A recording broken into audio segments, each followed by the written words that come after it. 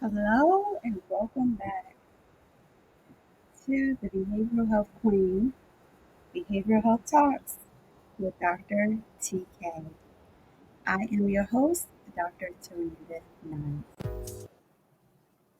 Yes, the podcast we are exploring is how leaders in higher education and behavioral health can create healthier systems, not just for themselves, but for their teams and students or clients they serve. I'm Dr. Serena Knight, and today we'll dive into a topic that might seem small at first glance, but research tells us it has a huge impact on both mental and physical health. No, I'm not a licensed professional. I have years of experience in behavioral health care in different settings and areas, and I've worked with multiple different types of patients, and I've also worked as an adjunct professor of psychology for many years as well. So, welcome. Today's topic I want to share. I'm sharing it, but know that if for some reason you hear something or I share a resource or any of that stuff, know that it comes at your own risk, right? Because I'm not with you. I don't know how you're doing it. And even if I am working with you, I still cannot control how you decide to utilize the information that I give to you. So no, there's no any form of liability here with the information that I share with you guys on this message, as well as any of my prior messages. But today's topic is on inconsistent expectations. And so you know the feeling when one day your leader says, I trust you to run with this project, and then the next day they micromanage every decision. Or when your institution promises flexibility but then punishes you for not being rigidly available. Maybe in a relationship when your partner is supportive in some moment but critical the next. These mixed signals are more than frustrating. They actually change how your mind and body functions. So today we're going to talk about how to break this down into mental health impacts, the physical health toll, and why it matters for leaders in higher education and behavioral health, and what you can actually do to bring clarity into your work and relationships. So go ahead and grab your tea. I have mine. It's mullein leaf tea mixed with my milk thistle tea. Both have great health benefits. You can look them up and see what those are and see how they may help you in your life. But go ahead and grab your tea or coffee and or any other beverage or food that you want to have and settle in. Let's explore how something as simple as consistency can become a leadership superpower. Now, first, defining inconsistent expectations. Let's start with what it means. Inconsistent expectations happens when two parties, say a leader and their staff, have unclear, conflicting, or shifting standards. It creates what psychologists call ambivalence. That means you experience something as both supportive and undermining at the same time. So, for example, Birmingham and colleagues in 2019 studied newly married couples and found that partners who were sometimes supportive but also sometimes critical created a high level of stress for their spouse. That's ambivalence.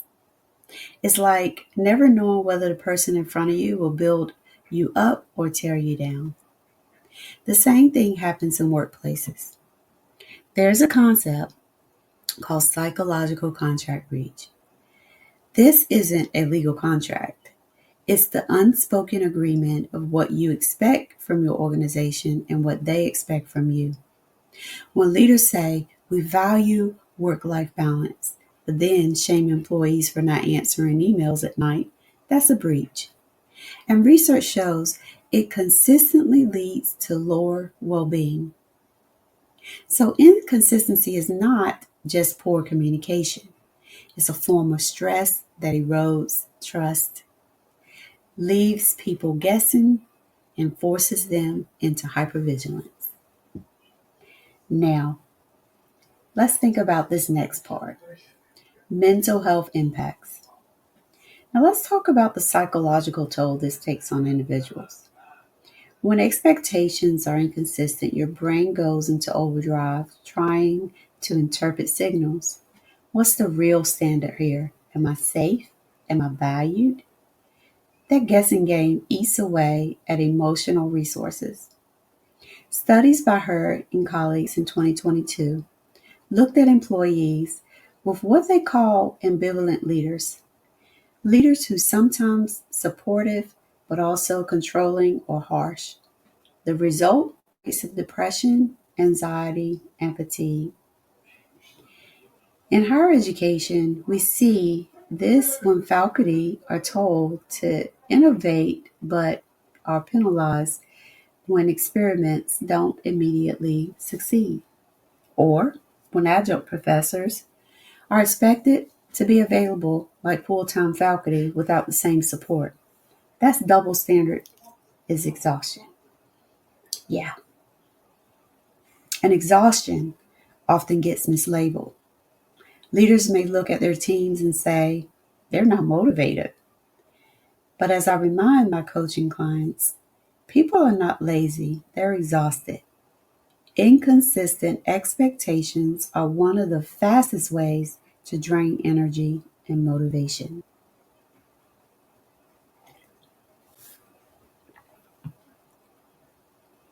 Now, let's explore the physical health impacts. What does this do to your body? The effects that goes beyond the mood. When expectations are unclear or broken, the stress response activates and cortisol levels rise, high blood pressure spikes, and recovery is delayed. And over time, this can damage cardiovascular and immune health. In 2024, Birmingham and colleagues studied marital imbalance and found that spouses experiencing mixed support had disrupted nocturnal blood pressure dipping. That's when your blood pressure doesn't drop at night the way it should. Why does that matter? Well, because nighttime recovery is essential for cardiovascular health. Without it, your risk for heart disease increases. Similar, workplace studies show the psychological contract breaches create what's called effort reward imbalance. Basically, you're putting in the effort but not getting the promised support or reward. That imbalance has been linked to higher risk of heart disease, diabetes, and burnout. So, yes, your boss's inconsistency and your institution's mixed messages can literally keep your blood pressure elevated at night. That's not just frustrating, that's dangerous.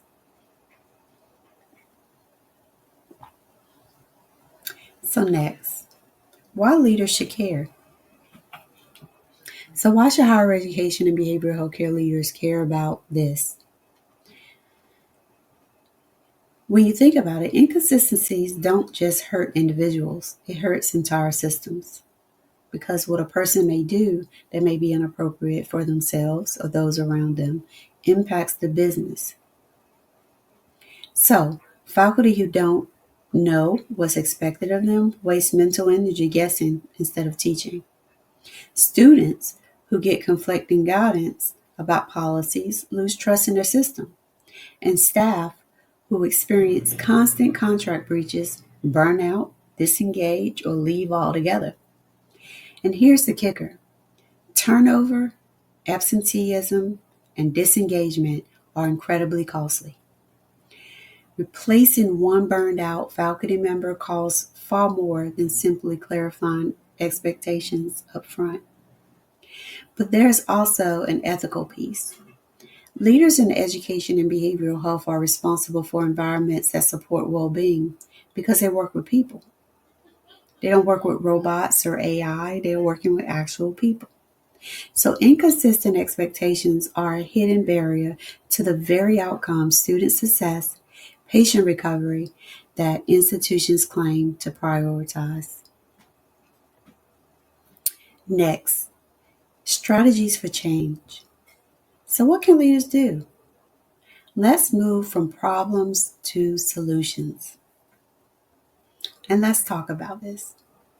First, clarify expectations consistently. Don't assume alignment, spell out priorities, timelines, and goals, then revisit them often. Next, honor commitments. If you make a promise about workload, about resources, about flexibility, keep it. If circumstances change, communicate openly. Third, name the ambivalence. If you know that staff are facing conflicting demands, don't pretend it's not happening. Acknowledge it and work together to prioritize. Fourth, use improvement frameworks. Tools like PDSA, which is Plan, Do, Study, Act cycles, and Lean Six Sigma are designed to bring consistency to messy systems. They create feedback loops that reduce ambiguity and help leaders deliver on commitments. And then finally, protect recovery. Encourage boundaries around work and model them yourself. Recovery isn't lazy, it's a leadership necessity. So remember, strategies for change are clarify expectations consistently, honor commitments, name the ambivalence, use improvement frameworks, and protect recovery. Now, let's look at some practical application because to have all this knowledge and not know what to do with it can be a little bit frustrating, right? So here's your challenge for this week. Take one meeting, one policy, or one relationship where expectations might not be clear and clarify them. Ask, what does success look like here? What do we each expect from the other? Where might there be a gap between what I say and what I deliver? And clarity is leadership. It builds trust, reduces stress, and literally protects health. And if you want to go deeper, join my upcoming challenge and coaching sessions where we work on building systems of consistency that align strategy, science, and soul. During the course, you'll see that in the Reclaim Your Time, Energy, and Peace, which is basically reclaiming your peace and power back, right? In that challenge that was created, and it's still free to those of you that was not able to sign up to get the free emails, that's fine. You can still go on my site while it's free and do the course and get their certificate to show you're showing the first step to improving yourself and the systems around you. Because this information is exceptionally important, not just to yourself personally, but to the things you are attempting to do in your roles. So no, when you're working in higher education and behavioral health, it is important to be clear because no amount of money that can be given by the government, your state, your federal, whatever the case may be, can fix behavioral health better than the people putting in the work to change the things causing it.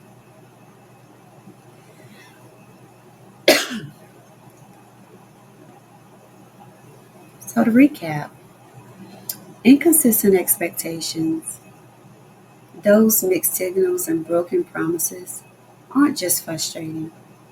They damage mental health, increase exhaustion, raise blood pressure, and put people at risk for long-term illnesses. But as leaders, we have the power to flip the script. Consistency is care. Consistency is leadership. And consistency is one of the greatest gifts you can give your team, your students, and yourself. So thank you for tuning in today. And if today's episode resonates with you, share with another colleague or friend and leave a review. I would love to know how you feel. And remember, you're not lazy. You're not failing. You might just be exhausted by inconsistencies. Let's rebuild with peace, clarity, and strategy. Make sure you go and follow me on Facebook, Instagram, and TikTok. For true engagement, I'm on TikTok. Or you can follow me here on my Podbean. I do one every Tuesday. So you can come and keep Tuesdays in mind. It'll either be during 11 or 12 o'clock time period.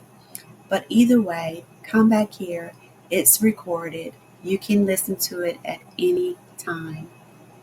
And no, you can follow me on YouTube. Go and read and review some of my articles. But know that when you come and join me, bring a pad and pencil because it's the greatest learning experience that won't just benefit you, but also those that are around you. So, you guys have a wonderful week. And once again, for joining the Behavioral Health Queen, the Behavioral Health Talks with Dr. TK. And once again, thank you for listening and sharing with others because sharing is also caring. So have a great day.